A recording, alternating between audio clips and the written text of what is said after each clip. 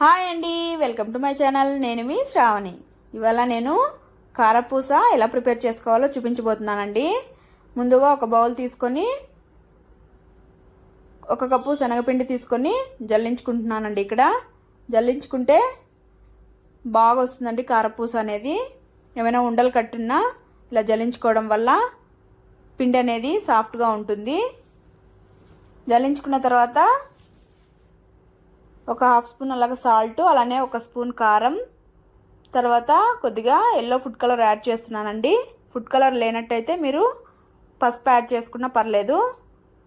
వేసుకొని ఒకసారి బాగా మిక్స్ చేసేసుకొని వాటర్ అనేది కొద్దిగా యాడ్ చేసుకుంటూ మంచిగా ఇలాగా పిండిని చపాతీ ముద్దలాగా కాకుండా సాఫ్ట్గా ఇలాగా కలుపుకోవాలి.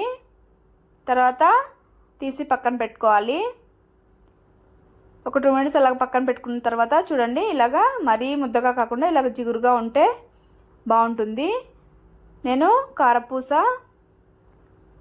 ప్లేట్ తీసుకొని ఇందులోకి పెట్టుకుంటున్నానండి.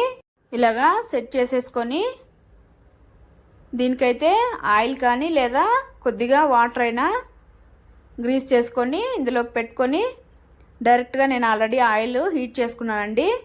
ఇలా పెనంలోనే ఇలాగా పిండేసుకోవాలి మొత్తము. ఇలాగ చేసుకున్న తర్వాత ఒకవైపు కుక్ అయిన తర్వాత ఇంకోవైపు టర్న్ చేసుకొని కుక్ చేసుకోవాలి. కుక్ చేసేసుకొని ఒక ప్లేట్లోకి తీసి పక్కన పెట్టుకోవాలండి. ఇదైతే ఎక్కువ ఫ్రై అవ్వడానికి టైం ఎక్కువ పడదండి, కాబట్టి త్వరగా అయిపోతుంది. తర్వాత నేను పిండి అంతా ఇలాగా పిండేసుకొని ఫ్రై చేసేసుకొని ప్లేట్లో తీసుకొని పక్కన పెట్టుకున్నాను. అంతే అండి.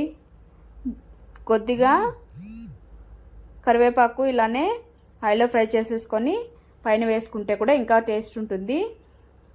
అంతే అండి, ఎంతో టేస్టీ కారపూస అయితే రెడీ అయిపోయింది. చూడండి, క్రిస్పీగా భలే ఉందండి టేస్ట్ కూడా.